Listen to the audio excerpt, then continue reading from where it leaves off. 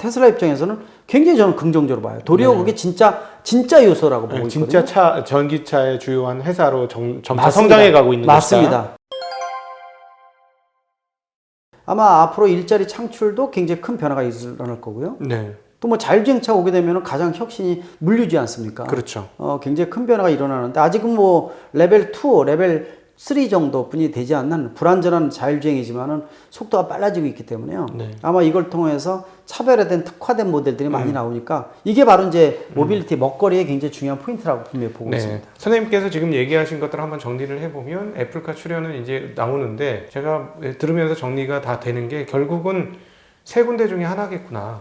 GM, 네. 지금 그러니까 폭스바겐, 현대차, 즉 전기차 플랫폼을 구축해 놓은. 그렇죠. 지금 말씀하신 데가 사실은 수준이 거의 비슷비슷한 수준이고요. 네. 또 전 세계 리더격이라고 볼 수가 있어요. 도요타 이렇던 색깔이 틀려요. 네. 색깔도 틀리거든요. 근데 GM도 쉽지 않을 겁니다. 네. 애플 자체에서 GM하고 색깔들이 다 있어서 네. 그런 어떤 아까 말씀드린 대로 독자적인 폐쇄적인 OS를 이용한다라고 생각했을 때는 이미 GM도 그걸 구축을 하고 있고요. 네. 폭스바겐 마찬가지거든요. 네. 그러니까 이런 기업들에서 느슨한 데가 어디냐라고 생각할 수도 있고 또 현대차 이제 애플이 독자적인 휴대폰과 같이 폐쇄적인 구조로 가서는 아마 할 수 있는 데가 없을 거예요. 폭스바겐이나 뭐 벤츠나 이렇게 브랜드 가치를 뭐 50년, 100년 이상 끌고 온 애들이 애플 로고 받고 우리 거 로고 안 받고 하기도 쉽지도 않고 그 다음에 더 중요한 건 현대차보다 싸게 만들기는 더 어려울 것이다. 어렵죠. 가성비 최고의 수는 현대차가 이미 노하우가 쌓여 있어요. 그래서 거길 따라갈 수 있는 기업들이 많지가 않을 겁니다.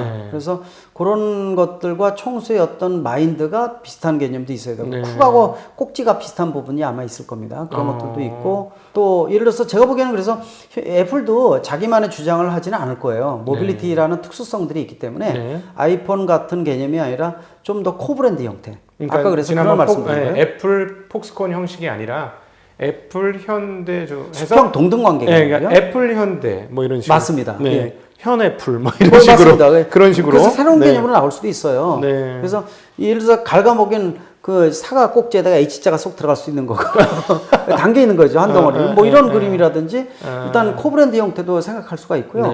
아마 그렇게 해야지 살아날 수가 있고 애플이 원하는 모빌리티 공급이 가능한 거지. 휴대폰 가념의 개념 우리가 설계를 해서 하청만 주고 공장이 없어도 알아서 만들어 와 이런 개념은 모빌리티 쪽은 간단치가 않습니다. 예, 테슬라도 아시겠지만 뭐 2019년부터 흑자가 됐는데 그거 나오기까지 10여 년이 걸렸지 않습니까? 그렇죠. 그만큼 힘든 겁니다. 모빌리티 쪽. 그리고 아직도 지금도 버벅거리는 거 있고요. 또 전기차의 가장 큰 문제점은 바닥에 깔고 있는 전기차 전용 플랫폼을 통해서 바닥에 깔 수밖에 없지만은 그만큼 바닥이 취약하다는 뜻도 가지고 있어요. 어떻게 보면은 우리나라 같은 경우에 제가 그런 얘기를 많이 하거든요. 전기차 활성화되는데 리튬이온 배터리가 열에 약하고 화재에 약하고 또 전고체 배터리가 나오기에는 한 거의 뭐 양산 모델이 본격화되려면 10년 더 걸리거든요. 그럼 그 사이에 리튬이온 배터리를 써야 되는데 충격이 약하거든요. 그러니까 우리가 이 세계에서 가석방 주택이 가장 많은 국가가 대한민국인데 바닥에 툭툭 치고 지나가면 안 됩니다. 왜 안 돼요? 세게 치면 바닥에 한 칸 긁히는 경우 많이 있잖아요. 많이 치면 안 돼요. 불날 수 있어요. 폭발성 화재가 생길 수도 있습니다. 제가 일부러 겁내게 만들 이런 공포감 조성하는 게 아니라 저는 사면 안 돼요. 저희 동네는 서울까지 나오려면 한 100개 정도 원래 방지턱을 그래서 넘어야 될 것 같은데. 전 세계 스포츠카의 지옥이지 않습니까? 바닥을 다 훑어버리니까. 그래서 대한민국에 성공하면 전 세계에 성공한다 이런 공식이 있죠? 자동차 내구성 테스트에서 정말 극한으로 밀어붙이는 그래서 이제 과속방 지턱에 대한 것들 여름에 또 물이 있을 때 침수된 도로 지나갈 때 아무리 감전에 어느 정도 2, 3종 안전장치가 있어도 위험합니다. 또 비 올 때 젖은 손으로 충전하지 마시라고 말씀드리고요. 그래서 리튬이온 배터리 한계성이 있어서 아시겠지만 애플카 선언할 때 배터리 독자적으로 모노셀 설계를 그러니까 그게 좀 이해가 많이 안 됐어요. 인산철을 한 이유가 있는 거예요. 그래서 인산철. 그렇죠. 인산철 자체는 부피 크고 무게가 무거워서 실제로 에너지 밀도가 떨어집니다. 그래서 실제로 여러분들 BYD 중국 BYD 택시 나온 거 보시면 아시겠지만 SUV에 택시가 아니라 왜냐면 별도 설계해서 세단이 있던만 합니다. 배터리 때문에 그래요. 인산철 써가지고요. 근데 인산철의 가장 큰 장점이 뭐냐? 열에 강합니다. 화재가 안 생겨요. 충격에 강합니다. 그 장점이 있어요. 그러다 보니까 이 테슬라 하는 거 보니까 애플에서도 고민이 많았던 겁니다. 자, 전고체 배터리가 나오려면 10년 더 걸려. 이거 쉽지 않겠어? 예. 근데 배터리에 대한 해결이 없으면은 나중에 뭐 재정을 책임법, 피해법 적용될 수도 있고 문제가 근본 문제가 생길 수도 있거든요. 해결 방법이 없는 거예요. 이러려면 수제 인산철을 쓰고 이 파우치를 다 없애버리고 거기다 다 하나로 메꿔서 하나의 모노셀 형태로 해서 에너지 밀도를 높일 수 있는 더 많이 꼽아 넣는다. 꼽아 넣는 거죠. 더 많이 꼽는 기술을 만들겠다는 얘기예요. 그리고 인산철을 근본적으로 해결되기 전에 인산철을 쓰겠다. 그렇게 해주게 되면은 이 가장 큰 문제가 되는 열에 의해서 화재에 의해서 어느 정도 충격에 의해서 벗어날 수 있는 부분이 있어서 그거에 대한 고민이 좀 있었던 겁니다. 그러니까 이제 국내에서는 3사 자체가 리튬이온 배터리를 세계 최고의 수준 글로벌 넘버 1, 4, 6거든요. 근데 리튬이온 배터리 한계성은 그만큼 문제가 있는 거예요. 그 고민을 좀 해야 됩니다. 그거는. 근데 그러면은 거리가 아무리 진짜 큰 대형차 아니면 거리가 안 나오는 거예요? 안 나오죠. 그러니까 이제 한번 급속 충전 시킨다 하더라도 500km 넘어가기는 쉽지 않죠. 그래서 지금 뭐 올해 내년에 나오는 것들 보면은 급속 충전 18분에 뭐 300에서 400km 충전이 가능하고 또 완충했을 때 500km 이렇게 얘기를 하지만은요. 그 이상도 사실 그렇게 의미는 별로 없어요. 왜냐면은 중장거리용 대형차는 수소전기차가 맞고요. 중단거리용으로 그 도심지 오염이 없는 지역에 쓰는 건 전기차 형태가 맞기 때문에 500km 넘어가게 되면은 배터리 셀에 대한 비용도 높아져서 배보다 배꼽이 더 클 수도 있고 지금 현재로서는 자동차가 1원이라도 아껴야 되는 가장 경제성 있는 모델이 바로 자동차거든요. 그런 측면에서 보게 되면은 500km 정도 되면은 뭐 운행하는데 전혀 없고 서울 부산까지 편도로 충전 없이 내려갈 수 있는 거리니까 아마 그 정도면 포화된 상태가 아닌가 이렇게 보고 있습니다. 택시가 하루에 그 주의 안 하고 하루 종일 운행하는 게 300km 정도예요. 그러겠죠? 그래서 택시가 충전 안 하고 하루에 편하게 운행할 수 있는 거리 하면은 만족도가 극대화됐다 이렇게 얘기를 합니다. 그리고 오토바이는 200km, 택시는 300km 이렇게 되기 때문에 이미 그 정도 구현이 됐다 이렇게 보고 있는데 전기차의 40%가 아직 리튬이온 배터리 가격이기 때문에 그걸 20%대로 낮춰야 돼요. 25% 미만은 낮춰야서 4분의 1 가격으로 낮춰야지만 실제로 전기차의 가격이 떨어지면서 활성화될 수가 있거든요. 근데 그런 고민거리가 있는 겁니다. 열도 가지고 있죠. 한계점은 단점이 극대화된 단점이 있죠. 가격은 낮춰야 되겠죠. 아직은 보조금 받아야지만 내연기관차가 싸워야 되니까 이걸 벗어나기 위해서는 약 5년 정도가 더 필요합니다. 5년? 그러니까 대수를 지금 늘린다고 될 문제가 아니고? 될 문제 아니죠. 근본 문제 해결하고 경제성 논리라든지 다양한 부분들 또 보조금이 없이 내연기관차를 치열하게 싸워서 10년을 견딜 수 있는 이런 모델이 나오려면 한 5년 정도. 요새는 속도가 좀 빨라져 가지고요. 2025년 이후라고 보시면 더 좋을 것 같아요. 그래서 애플카가 나오는 시점이 그런 그림도 있는 겁니다. 개발하면서 기술 개발하면서 보완이 될 겁니다. 그리고 내년부터 준비한다 하더라도 그래서 2025년에 애플카의 선언에 대한 부분들이 의미가 있는 것이 자, 우리가 1차적으로 스마트폰을 선언한 기업이야. 그러면 다음 스테이지가 어디냐? 모빌리티 쪽이거든요. 그래서 애플이 선언함으로 인해서 이제는 모든 글로벌 기업들이 전기차로 진입할 수 있는 기회가 됐다. 시작점이다. 그래서 올해가 이제 전기차 전용 플랫폼이 다양하게 나오면서 전기차 주문기의 시작점이다. 이렇게 얘기를 하는 거고. 그래서 지금부터 향후 10년, 2021년부터 2030년 사이가 합종 연행의 시기. 부침이 굉장히 커지는 그런 것들이 아마 짝짓기에 대한 것들, 이종 간의 결합 이런 게 치열하게 이루어지는 시기라고 보시면 될 것 같습니다. 합종연행 잘못하면 골로 가고 합종연행 잘하면 한 방에 날아가는 겁니다. 그러니까 아마 요새 저는 뭐 증권을 안 하다 보니까 근데 이제 증권 하시는 분 보면은 초등학생들 하루에 뭐 2만 원 남기기 뭐 이런 거 한다 그러더라고요. 아유, 안 되는데. 그러니까요. 그게 뭐 아시겠지만은 부동산 잡아놨죠. 기업 투자하기 어렵죠. 제로금리죠. 어디다갑니까 비용이. 증권분이 없는 거예요. 그래서 증권이 뭐 코스피 3,100 넘어가면서 저 증권을 모르지만은 제가 막 걱정이 되더라고요. 테슬라는 분명히 거품이 있는 거고요. 그래서 그런 부분들인데 일단은 모빌리티 쪽에 대한 것들은 글로벌 기업이 주도하는 부분들이 진행이 되니까 여기에 관련된 주식은 잘 보시게 되면 그림이 나오지 않을까라는 측면에서 저는 단타 뭐 짧게 이렇게 하는 것보다 중장거리 있죠. 이런 게 보는 시각이 좀 필요하지 않나요? 아니, 물론 있습니다. 주식은 기업하고 합종 연행하는 거니까요. 그렇죠. 항상 그렇게 보시는 게 맞다고 저도 생각하고요.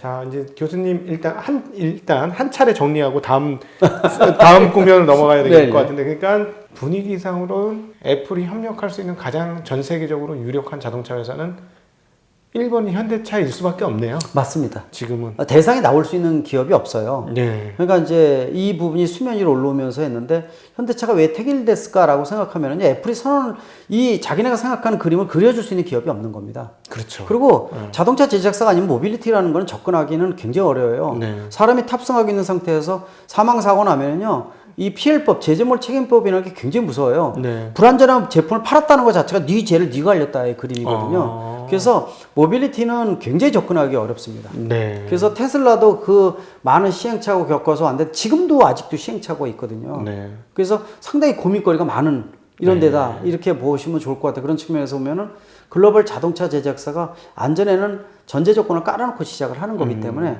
예, 그런 양면성을 가지고 있어야 된다 이렇게 보고 있습니다. 하나만 더 여쭤보겠습니다. 이제 요걸로 이제 애플카 얘기는 조금 네. 정리를 하고자 하는데요. 그러면 애플이 어떤 식으로든지 이렇게 합종 연행을 잘해서 가정을 잘해서 2024년이든 5년이든 6년이든 네. 시장에 진입하게 되면 뭐 전체 자동차도 마찬가지지만 네. 전기차 판도는 순식간에 뒤집힐 수 있겠네요. 뒤집히죠. 전기차 판으로 바뀐다고 보시면 돼요. 자동차 시장이 전기차 판으로. 판으로. 예, 그러니까 내연기관차의 종식이 더 빨라지고 하이브리드 자동차도 그만큼 간격이 좁아지고 거의 입지적 조건이 없어지는 거죠. 그래서 그렇게 된다면은 이제 주문형으로 전기차가 나오는 이런 시기가 본격화되기 때문에 아까 말씀드린 그때가 되면은 LG카가 나올 수도 있고 삼성카가 나올 수 있는 거예요. 네. 개념이 틀려지는 거고요. 그래서 영역이 파괴가 된다고 보시면 돼요. 그러니까 기존의 자동차는 나만 만들 수 있다라는 게 글로벌 자동차 제작사의 자부심이었습니다. 슈퍼갑은 나쁘냐 안 돼. 네. 그게 무너지는 겁니다. 그래서 예를 들어서 자동차 회사가 배터리를 만들 수가 있고 네. 테슬라도 선언했잖아요. 네. 현대차도 갖고 싶어 하죠. 네. 내가 계열사 중에서 배터리 회사 갖고 있으면은 코나 전기차 만들 때 다 만들어 놓고 LG전한테 손 벌리면 40% 돈을 주고 심장 주세요. 심장 주세요. 이거 안 해도 되거든요. 네. 더 가격 낮출 수도 있고 네. 대량 생산체가 가능하거든요. 네. 배터리 회사 가질 거예요. 결국은 언젠가는. 네. 그러면 배터리 회사는 가만히 있을 것 같습니까? 다 가지고 있는데 그렇죠. 내가 전기차 만들죠. 그렇지. 그리고 이걸 통해서 네이버나 큰 데하고 합작을 해서 새로운 모빌리티를 이용한 새로운 서비스에 대한 것들을 접근할 수 있는 거 굉장히 다양한 게 나올 수 있어서 앞으로 2025년 30년 말씀드리는 합정 연행에 대한 부분들은요 네 영역 내 영역이 없는 구간이 혼재되는 시기가 온다는 겁니다. 그게 들어오게 되면은 결국 애플 같은 브랜드 이미지와 네트워크와 시스템을 갖춘 데가 먹거리를 휩쓸 수가 있어서 그런 데가 굉장히 중요한 부분이라고 말씀드릴 수가 있습니다. 마치 애플의 아이폰이 나오고 나서 수많은 스마트폰 아류작들이 쫙 나왔었죠. 나온 것처럼 자동차 시장도 애플이 진입하는 순간부터 네. 그런 아류 전기차들이 쫙 맞습니다. 이걸 통해서 새로운 모빌리티 수단이 나와서 한번 생각해보세요. 우리 휴대폰 가지고 오늘 여기 집 근처에서 먹는데 좀 좋은 데가 어디 있어? 찾잖아요. 그럼 바로 뜨잖아요. 그렇죠. 내가 찾아갔잖아요. 앞으로 그럴 필요가 없죠. 휴대폰 자체가 바퀴 달린 건데요. 그렇지. 그럼 차 안에서 말로 하면은 지가 알아서 자기가 찾아서 제일 어디 음식점 물어보면 내가 대답만 하면 거기까지 안전하게 가서 먹고 타면은 집까지 다 내려다 주는데 네. 그런 개념으로 바뀐다고 보시면 돼요. 그리고 근데 이런데 속도가 100km, 200km 날 필요 없죠. 네. 속도가 낮으면 낮을수록 안전도는 높거든요. 예. 그래서 자율주행차는 지금 레벨 2에서 3 정도 개념이지만은 속도를 50km 정도만 해도요. 네. 자율주행차로서 전혀 손색이 없고요. 네. 막힌 도로에서는 최고죠. 그 정도면은. 그리고 사고 없이 안전하게 이동시켜 주니까 예. 그런 시기가 머지않았다 온다 이렇게 보시면 되니까 그때는 뭐 별 사건 다 생기겠죠. 제가 뭐 급발진 연구에도 회장이지만은 뭐 해킹 같은 것도 많아질 거고 또 교통사고 위장했지만 살인 사건을 교통사고로 위장하는 것도 나올 수 있을 거고 그러겠죠. 또 해킹부터 뭐 굉장히 복잡해요. 그래서 자동차에 아마 자율주행차가 들어가게 되면은 실질적으로 우리가 말하는 자동차용 블랙박스 있죠. 예. 우리가 영상 블랙박스가 아니라 비행기 블랙박스 같은 게 들어갑니다. 다 의무적으로. 그래서 사고가 생겨서 문제가 생기면 이 자율주행차가 어떤 문제가 있어서 원인을 정확히 밝히지 않으면 같은 시스템 들어가는 전 세계에 있는 수억 대가 한꺼번에 정지될 수도 있어요. 네. 굉장히 무서운 얘기죠. 예. 또 인공지능을 집어넣었을 때 인공지능에 대한 판단이 잘못되어 있는 경우도 굉장히 많거든요. 그래서 네. 그런 부분들이 앞으로 해결될 과제, 제도, 법적인 것도 그렇고 네. 너무 이 변화가 수백 년 일어나는 것이 그래서 과거 1, 20년이 앞으로 1년보다 1년이 더 빨리 바뀌는. 네. 그러니까 시대의 변화가 급변하고 있어서 그걸 능동적으로 대처를 해야 되는데 또 그걸 즐기는 시기입니다. 네. 그 변화에 대해서 능동적으로 대처하면 미래 먹거리, 심지어는 내 일자리 이런 게 급변한다고 그렇게 보시면 돼요. 그게 모빌리티를 중심으로 해서 퍼져가고 있다 이렇게 보시면 될 것 같습니다. 네. 네. 일단 애플카에 대해서 네. 얘기를 해봤고요. 자, 그러면 이제 이제부터는 자동차 얘기 잠깐 여쭤볼게요. 네. 진짜 자동차 전문가가 예. 오셨으니까. 많은 분들이 일반인들은 아직도 내연기관을 타고 있기 때문에 네. 전기차로의 전환이 그렇게 빠를 것이냐에 대해서 사실 긴가민가 하세요. 네네. 그리고 현재는 일단 가격도 비싸고, 네. 그리고 전기 충전도 못하고, 그런 맞습니다. 것들이 이제 그 인프라가 아직 덜 되어 있으니까. 그럼에도 불구하고 지금 교수님은 전기차로 간다. 전기차로 갑니다. 근데 제가 네. 꼭 전기차 협회장에서 말씀드리는 게 아니에요. 아, 전기차 협회장님이세요? 전기차도 협회장이고요. 내연기관차 협회장이 더 많아요. 네. 튜닝산업협회장, 이륜차 협회장, 중고차 협회장 이런 것들 있죠. 교수님 타이틀이? 예, 제가 타이틀이 협회가 한 10몇 개를 제가 회장 맡고 있습니다. 네, 네. 그 정부의 정책 관련해서 다 들어가는데 저는요. 전기차로 빨리 바뀌는 거 싫어하는 사람입니다. 왜 그러냐면요. 네. 이 130년의 내연기관차는 굉장히 굳건해요. 음흠. 그거 아직도 굳건합니다. 네. 전기차 살려면 얼리 어댑터야 돼요. 그렇죠. 아직도 미미합니다. 음흠. 근데 이 부분들이 제가 걱정하는 건 뭐냐면 이 중촉 기간이 한 40년 될 줄 알았어요.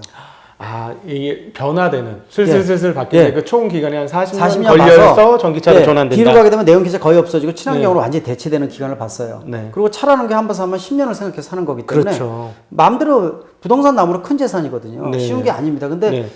저는 걱정이 되는 게 전기차의 단점이 급격히 사라지면서 이 기간이 반으로 줄었다는 거예요. 20년으로. 굉장히 짧아졌다는 거예요. 그러니까 뭐냐면은 지금 정부에서도 아직 발표 안 했지만은 발표했죠. 얼마 전에 2035 정도로 생각하고 있어요. 2035. 내연기관 셧다운 종식을 기간을? 셧다운을. 그러니까 판매 종식을요. 네. 2035년 정도로 봤어요. 일본이 2035년 발표한다니까 뒤집어졌습니다. 일본은요 도요타부터 다 반발했죠. 그렇죠. 난리가 났거든요. 네, 사장이 막 네. 말도 안 되는 소리 하지 네, 말아요. 왜 그러냐면요. 일본은요 하이브리드 자동차에 올인했기 때문에 전기차를 변신하는데 시간이 많이 걸렸어요. 네. 그래서 작년인가에 도요타가 전기차 선언을 했어요. 네. 그만큼 하이브리드 자동차, 즉 엔진과 배터리가 겸용으로 쓰는 것이 한 4, 50년 주도할 것이다. 이렇게 생각을 했던 게 바로 도요타, 혼다 같은 일본 회사라고 보시면 돼요. 아, 네. 근데 전기차의 단점이 급격히 사라지고 모든 글로벌 기업이 전기차를 한두 가지는 다 생산하기 시작을 하니까 예. 위기감을 느낀 겁니다. 그리고 실제로 실태 조사를 해보니까 우리가 잘못 판단한 겁니다. 일본 빨리 애들? 변하는 거예요. 일본 애들이? 일본 애들이요. 예, 예. 그래서 그런 부분들을 현대차는 굉장히 잘한 거죠. 네. 수전기차는 아직 좀 시간이 걸려서 국내에서 거품이 좀 많거든요. 네. 정부한테도 제가 대통령직속위원회에서도 대통령 보고서한테도 거품 너무 많다 이러는데도 뭐 올인한다니까 뭐 할 말이 없는데 네. 자 수차는 숫자 들어간 거 너무 투자 많이 하시는 너무 믿지 마시고 개인적으로 보면 방송에 제가 이런 얘기 안 하는데 네. 수에 대한 것들은 그림을 굉장히 잘 그려야 됩니다. 그건 조금 이따 한번 다시 여쭤보겠습니다. 저도 그게 궁금한 거가 있거든요. 네. 그래서 그런 부분도 있는데 제가 전기차를 제가 전기차 협회장인데 전기차 안 끌어줘요. 네. 내연기관차 좋아하는 사람입니다. 네. 디젤차도 너무 좋아해요. 근데 뭐냐면 환경 개선 또 규제가 강화되면서 디젤차의 위기, 디젤차가 여러분들 아마 며칠 전에 신문 보셨을 겁니다. 작년 말로 해서 현대차가 디젤 엔진 개발 더 이상 안 합니다. 그렇죠. 발표했죠. 발표했죠. 네네. 가솔린만 일부 모델만 그렇죠. 하겠다고 이렇게 했죠. 얘기했죠. 네. 그게 왜냐면은요 흐름이 너무 빨라지고 있다는 겁니다. 네. 그리고 전기차의 흐름이 빨라지고 있다는 기하급수로 증가를 하거든요. 올해 500만 대 넘게 판매됩니다. 작년에 코로나 굉장히 심했는데 313만 대가 판매됐거든요. 올해 500만 대, 내년에 750만 대. 그러면 3년에 1000만 대예요. 9천만 대, 1000만 대면 주도권을 쥐고 있는 거예요. 그러네요. 그래서 4, 5년이요. 긴 기간이 아닙니다. 네. 기하업소 증가한다는 개념이 굉장히 무서운 얘기예요. 네. 그렇기 때문에 그 기간이 20년으로 짧아졌다고 생각을 하십시오. 네. 20년이 긴 기간 아닙니다. 네. 40년이 20년 줄었으니까 저는 위기감을 느끼는 거예요. 아. 변신할 수 있는 시간이 없는 겁니다. 아. 그래서 일반 일선에서는 그래요. 아직도 내연기관차인데 전기차 나는 관심도 없어. 네. 관심도 없지만 시장 밑에는 들끓이 일어나고 있는 겁니다. 그렇죠. 수면만 아직 안 오는데 한번 빙산에 일가 가시죠. 네. 올라오기 시작하면 전체를 좌우한다는 거. 네. 그 시기가 바로 5년, 10년, 2025년에서 2030년이라고 보시면 돼요. 예. 그게 굉장히 빨라지고 있다는 거를 모든 글로벌 기업이 글로벌 제작사가 다 느끼고 있는 겁니다. 네. 그래서 지금 뭐 이 GMP를 비롯한 전용 플랫폼 수면 위로 올리죠. 전기차가 그래서 지나가는 미풍이 아니에요. 이제 주도권을 쥐고 수면 위로 올라오기 시작했다. 네. 그걸 아직 일선에서 못 느끼고 있기 때문에 그런 거죠. 네. 그 가속도가 높아지고 있다 이렇게 보시면 더 좋을 것 같습니다. 네. 자, 그럼 전기차가 좋으니까 그렇게 빨리 바뀌는 거 네. 아닙니까? 맞습니다. 네. 저는 제로백이 기가 막혀서 제로는 기가 막히죠. 예, 그게 게임이 안 된다. 3초 돼요. 조금만 고정하면 예. 3초 됩니다. 그러니까 3초 1억 원, 2억 원 하던 차의 퍼포먼스가 5천만 원 차에 구현이 되니까 맞습니다. 예. 네, 야 이게 그때 저는 게임 끝났네 그런 생각을 했었거든요. 네. 그 외에 또 전기차 좋은 게 게임 뭘까요? 체인저급 뭐냐면은 전기차의 장점은 이루 말할 수가 없어요. 자, 여러분들 뚜껑 열면 이 액체 넣는 게 구멍 2개뿐이 없어요. 워시액 넣는 구멍 하나고요. 워시액 와이퍼 있죠. 그렇죠. 워시액 넣는 거하고 브레이크 오일 넣는 구멍뿐이 없어요. 아직 유압이니까 시스템이. 예. 그거 빼놓고는 아무것도 없어요. 손댈 일이 없어요. 그럼 고장이 안 나나요? 고장이 안 나요.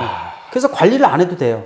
타이어 같은 것만 관리해야지 안에 엔진룸 열어서 뭐 엔진에 뭐 인젝터가 문제다 뭐 이런 개념이 아예 없어요. 엔진오일 찍어볼 필요도 없고. 네, 그리고 구멍에 찍어보는 게 없어요. 아예. 찍어보는 거. 그러니까 관리적인 부분들. 그 다음에 휘발유의 4분의 1에서 5분의 1뿐이 안 돼요. 전기비가. 싸니까. 예. 그러니까 한 달에 30만 원 들어가면요. 3만 원, 4만 원. 거의 유지비가 없는 거예요. 야, 그게 발전 단가가 생 에너지를 쓰는 것보다 더 1차 에너지를 쓰는 것보다 더 싸네요. 쌉니다. 2차 에너지인데도. 훨씬 쌉니다. 그 발전 효율이 그만큼 올라갔다는 얘기죠. 그만큼 이제 국가마다 조금씩 틀리지만 굉장히 저렴합니다. 그러니까 유지 관리 비용이 거의 안 들어가죠. 이제 그런 측면이 있다 보니까 물론 이제 제가 중고차 협회장이니까 중고차의 진단 평가를 통해서 가격 산정에 대한 거 전기차가 이제 시작이 될 거예요. 아직은 이제 평가가 제대로 안 되다 보니까 평가 절하가 돼 있어요. 내연기관차보다. 3년 이후에 국산차 같은 경우가 1,000만 원짜리면 3년에 600만 원 정도를 받거든요. 우리가 500만 원에서 600만 원 올라갔어요. 내구성이 좋아지면서. 근데 전기차는 450에서 500만 원뿐이 못 받아요. 아직은 이제 전기차에 대한 가격에 대한 부분들이 성립이 안 돼 있다는 얘기죠. 아직 못 믿겠으니까. 그렇죠. 그런 거가 있는 겁니다. 또 배터리에 대한 것들을 끼워 집어넣으니까 배터리의 수명이 어느 정도 남았는지를 확인할 수 있으니 쉽잖아요. 포터블 장비가 아직 개발이 안 돼 있어요. 네, 그래서 전기차의 장점은 이루 말할 수가 없습니다. 그러니까 뭐 운행하는 사람들 입장에서는 최고의 해피하죠. 관리비 안 들어가고 한 달 유지비 거의 안 들어가고. 택시 회사들이 제일 빨리 하고 싶겠네요. 그렇죠. 그래서 택시 회사 작년에 가장 많이 판매된 전기차가 1톤 트럭이지 않습니까? 맞아. 1톤 차. 네. 오늘 아까 요거 오기 전에 제가 환경부 자문회의 최종적으로 다음 달 발표를 해요. 전기차 올해 정책 있죠? 그거 발표를 합니다. 뭐 아시겠지만 6천만 원에서 9천만 원은 보조금의 50%만 받고 9천만 원 넘어가면은 보조금 안 주고 6천만 원 미만일 때 주고 요거 거의 책정이 돼서 오늘 최종 자문회의를 했거든요. 거기 그림에서 이제 그런 그림을 결정을 해주는 건데 국내에서는 보조금도 상당히 높은 수준이고 글로벌 수준에 비해서 활성화를 정부에도 밀어내기를 하기 때문에 아마 점차 소비자가 느끼는 피부로 느끼는 장점은 부각될 것으로 보고 있고 또 아이오닉 5 같은 거 나오면은 진짜 움직이는 움직이는 생활 공간입니다. 그거 차박이 가능한 그럼요. 차죠. 안에 보시면 평평하고요. 바닥에 울퉁불퉁하지가 않아요. 우리가 말하는 오버행. 오버행이 뭐냐면 앞에 프론트 오버행이 앞바퀴 차축에서 범퍼 사이의 거리입니다. 뒤 오버행은 뒤 차축에서 범퍼 사이의 거리예요. 그게 극단적으로 짧아지는 거죠. 짧아지니까 그러면 차 내부 공간이 커지는 그렇죠. 거고. 그 휠베이스가 커지는 겁니다. 그러니까 소형차인데도 안에 공간이 엄청나게 넓어요. 내연기관차보다 1.33배 넓어집니다. 그리고 평면이기 때문에 울퉁불퉁하게 올라오는 게 없어요. 바닥도 넓고 위아래도 넓어지고 앞뒤로도 그렇죠. 넓어지고. 그래서 진짜 움직이는 생활 공간으로 바뀝니다. 아이오닉 5 같은 거는 테슬라도의 독주가 끝났다 이렇게 얘기할 정도입니다. 완성도가요. 그거 나오면요. 지금 조금 조심하셔야 돼요. 테슬라 주주들한테 이제 크게. 테슬라는요, 뭐 아시겠지만은 끝까지 올라갑니다. 워낙 잘 가는 기업이기 때문에. 그래서 그런 이제 거품이 있다는 것은 앨런 머스크도 본인도 알 정도니까. 그래서 작년에 배터리 데이 때 발표한 거 내용 보면 굉장히 실용적으로 저는 긍정적으로 봐요. 왜냐? 지금까지 거품 내서 너무 오버해가지고 앨런 머스크가 발표했거든요. 뜬구름 잡는 게 많았는데 이제는 느껴봤더니 본인이 겪어서 흑자 모델 전환되고 보니까 이게 거품 물고 거품 핑크빛으로 얘기할 만한 문제가 아니라는 거예요. 그래서 도리어 작년 배터리 데이 때는 되게 긍정적으로 보고 있어요. 본인들이 몇 년 이내 구현이 가능한 것들을 주로 이제 정리해서 발표를 하다 보니까 일반적인 시장에는 뭐 별별로 없네 이렇게 생각할지 모르지만 테슬라 입장에서는 굉장히 저는 긍정적으로 봐요. 도리어 그게 진짜 요소라고 보고 있거든요. 진짜 전기차의 주요한 회사로 점차 성장해 가고 있는 맞습니다. 것이다. 그래서 테슬라에 대한 부분들은 잘 갑니다. 거기 벤치마킹 하는데 아이오닉 5 같은 경우의 완성도 굉장히 뛰어나요. 아까 그래서 애플에서 구애를 요청한 이유가 바로 그런 부분이기 때문에 그걸 잘 보셔야 돼요. 그래서 올여름에 아이오닉 5를 한번 보시면은요. 제가 이제 차 들어가서 평가 대회 좀 많이 다 해주잖아요. 미리부터. 근데 완성도가 장난이 아니기 때문에 아마 보시게 되면은 그래서 이 중흥기 시작점을 현대차가 끊고 싶은 것 중에서 아이오닉 5라는 모델을 중심으로 생각을 하고 있는 겁니다. 그래서 그런 거 나오게 되면은 그래서 현대차의 주가가 올라가는 이유가 그런 그림이 들어가죠. 또 뭐 어제도 회의했지만은 현대차 같은데 중고차 분야 제가 이제 중고차도 협회장이라고 말씀드렸지만은 30조 원 시장인데 네. 현대차 그룹이 과연 진출하느냐 몇 주 내로 결정돼서 그게 나오는데 제가 이제 그런 말씀드리기는 지금 어려운데 예, 이런 것들이 이제 굉장히 중요한 요소의 가치가 올라가는 거기 때문에 그래서 그림이 굉장히 이게 선순환 구조가 많이 생길 수 있는 부분들이 많으니까 그런 거 한번 참조하시게 되면은 아마 의미가 있지 않느냐 아마 분석할 때 좀 더 빠른 정보가 되지 않을까 이렇게 보고 있습니다. 예. 자, 아까 차 공간 얘기를 하셨습니다. 네네. 그거 관련해서 드디어 이제 제가 수소차를 한번 여쭤보겠습니다. 네네.